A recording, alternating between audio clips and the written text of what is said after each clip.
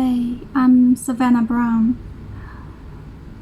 I have to say something I want to say for a long time. I have been still worried, about saying something wrong, making you feel unintelligible, making a point but failed. Don't know what I'm talking about. I think it has been a long time, but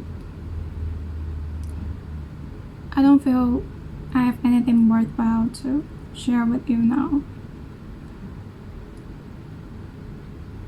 So I decided to take a leave.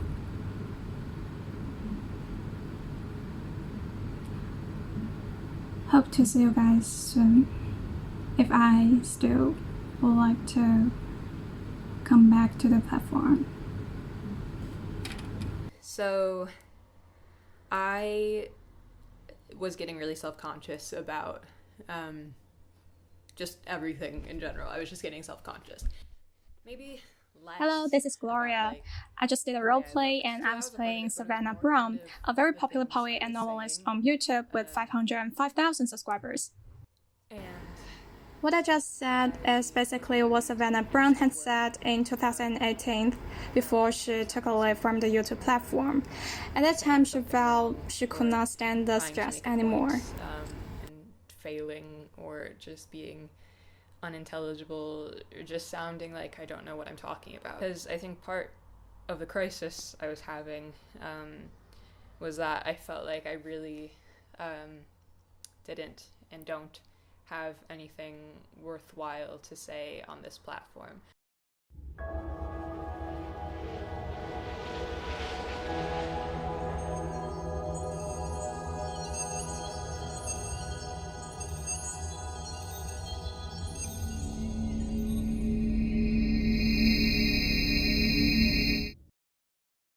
Hello, welcome to Gloria's channel. I'm so happy to see you here.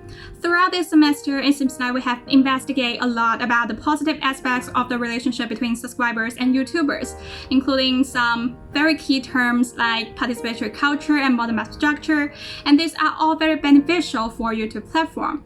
However, I think we neglect some negative aspects of this relationship, especially when I was doing some research about the authenticity of YouTubers. I found myself cannot avoid the term parasocial relationship. So for this final project, I would like to investigate more on authenticity and parasocial relationship paradox on YouTube. Firstly, I'm going to focus on the positive relationship between authenticity and parasocial relationships, and then I'm going to move on to the negative aspects. Finally, I'm going to focus on the influence of authenticity and parasocial relationships on YouTube's brand culture and how do the three concepts connect with each other. To start with, let's define the two key terms. Firstly, what do we mean when we are saying a YouTuber is authentic? If we Google the word authenticity on the internet, we will find the answer is nothing helpful for us because it's too general. We have to connect it to the characteristics of YouTube. Based on many YouTube viewers' idea, one proper way to explain this term is that YouTubers generally share with their audience the content they created. Is it possible for you to form a relationship with someone who doesn't know you and has never met you? Or with someone who doesn't even exist? Yes, you can. There's even a name for it. A parasocial relationship. Reference to Oxford, parasocial relationships psychologically resemble those face-to-face interaction, but they are of course mediated and one-sided. A simple explanation is a one-sided bond with a media figure. However, on YouTube, the parasocial relationship means more than that. Audiences can chime in on social media with questions, requests for future content, and opinions on what a creator produces. In this way, the parasocial relationship is no longer one-sided, it's dialogic. Creators find that the more they give their audience, the more their audience gives back to them. Think of it like having a conversation with a friend, or 1,000 of them. The authenticity of YouTubers distinguishes them from those celebrities on traditional media, and such distinction can largely contribute to the parasocial interaction on YouTube platform. All started out as just regular people.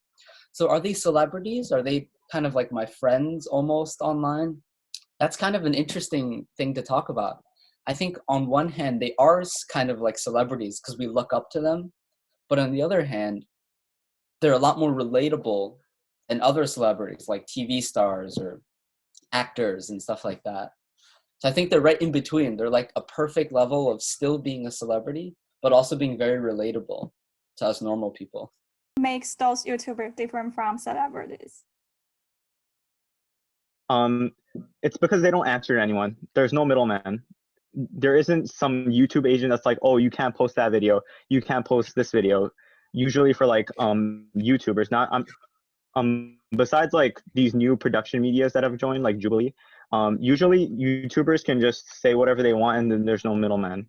They have that freedom. Usually with most media, everyone's like, you need to listen to the customer, you need to listen to the viewer. But YouTubers, they don't need to listen to the viewer since they have options. They can choose to do what they want when they want. So that's what makes the community special, right? It's that they have more power than they usually do. Like celebrities, they don't usually have as much power. They can't say what they want to say without repercussions, but YouTubers can. And there will usually be a community that supports their viewpoints. So they retain viewership.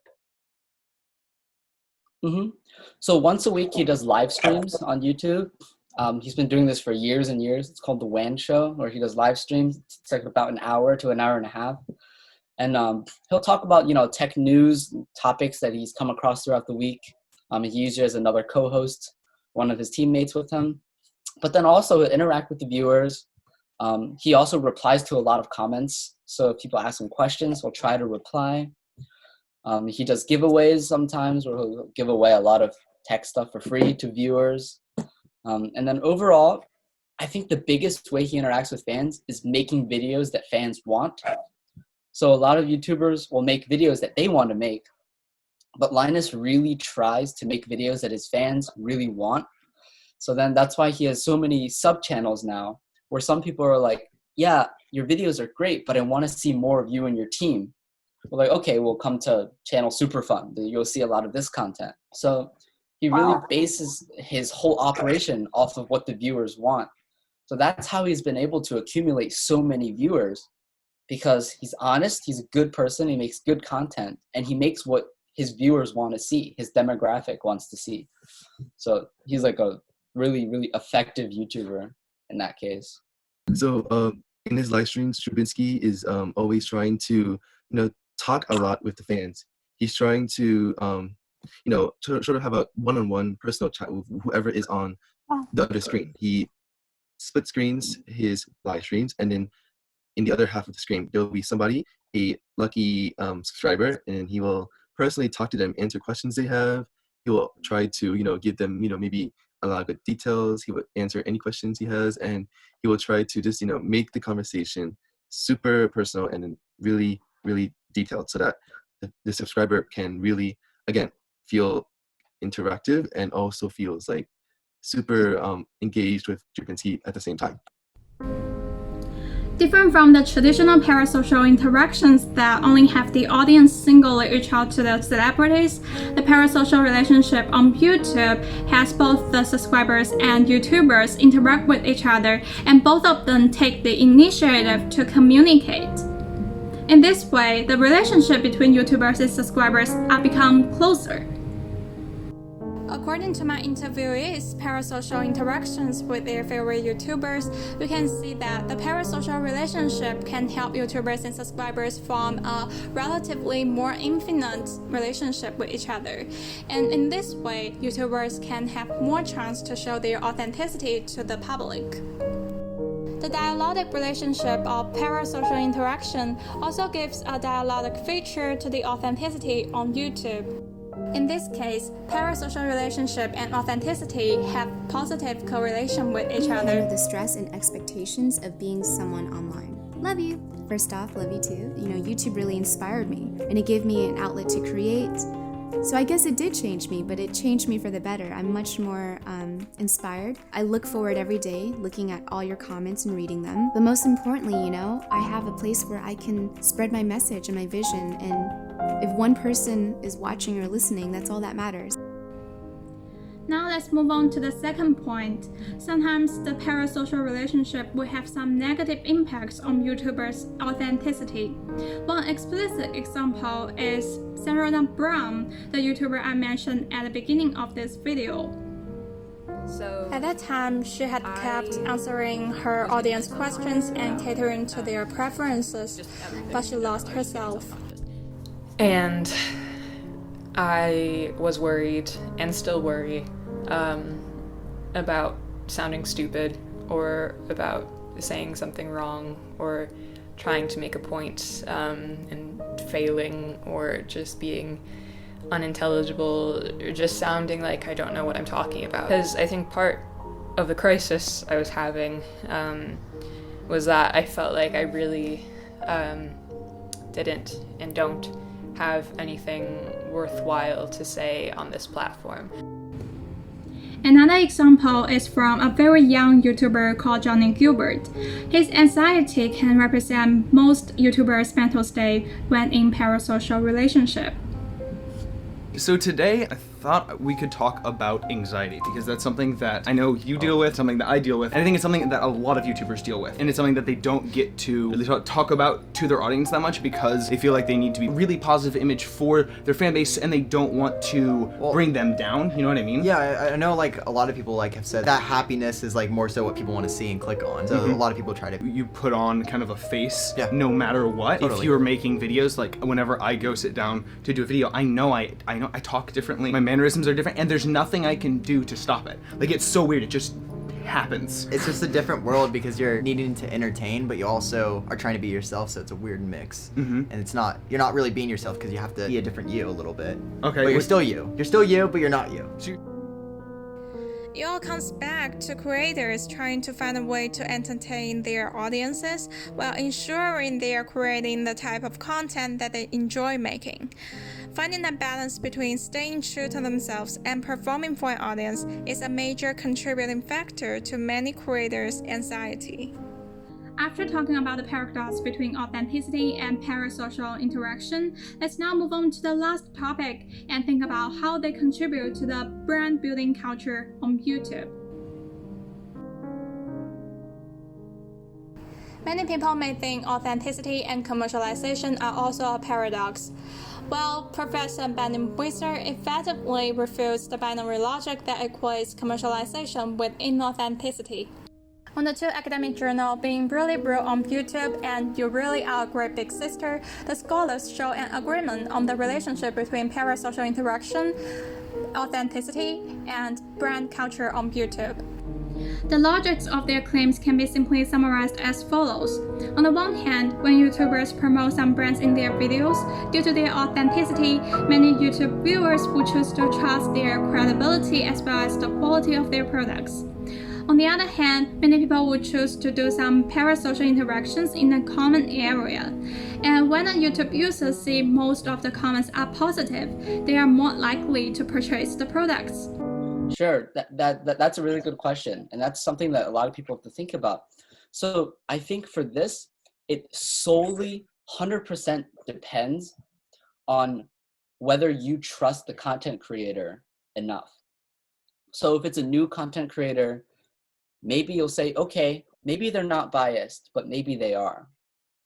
But if it's someone like Linus, especially, like someone like that who's been on YouTube for years and years and has years and years of credibility, if a company sends you a product, I mean, it's not necessarily bad, right? It could be good. Like if it's good, then he would recommend it. So it all depends on how much trust I have in that identity of Linus, even if that's not real. Let's just say it's not real. It's still how much trust I have in that identity. And especially because Linus is operating as a team, there's a whole bunch of people that are involved in the videos, that are editing the videos. So if I trust all of the people, then I would trust the content no matter what he says in it. It's kind of a situation like that. That's another great thing about YouTube is there's the comments. So sometimes that's really bad because people post really stupid comments.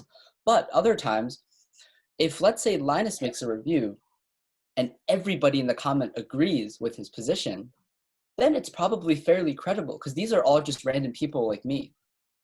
But if they post something and everybody in the review says, you're wrong, I have this, and this is how it is, or if they post, no, everybody else says it sucks, why do you say it's great, you definitely took money, blah, blah, blah, blah. Then at that point, if a YouTube channel has a lot of those comments on all the videos, then it's pretty clear that their own viewers don't think the content is authentic. So that's another kind of parameter for authenticity. So even if the person isn't, if their identity isn't authentic, but the content they're making is, then I think the comments will still kind of help bolster the fact that yes, the content is authentic. So I think I would still watch it. Just as Cyrus said, the networking tools of YouTube can help people better communicate with each other, gather information, and make wiser decisions. And in conclusion, I would also like to say many people will still hold concern to the business feature of YouTube and think maybe it would be better to purely make YouTube a video sharing platform. However, the YouTube platform has shown its inclusiveness to its business feature and integrated into its core values very well.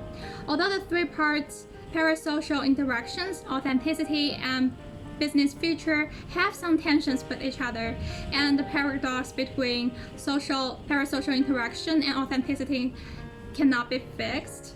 But they have more connections with each other, and it is their relationship that help build YouTube such an amazing place for people to invest time on, explore resources, and even get emotional support. So just now we covered the paradox between authenticity and parasocial relationship on YouTube from two aspects.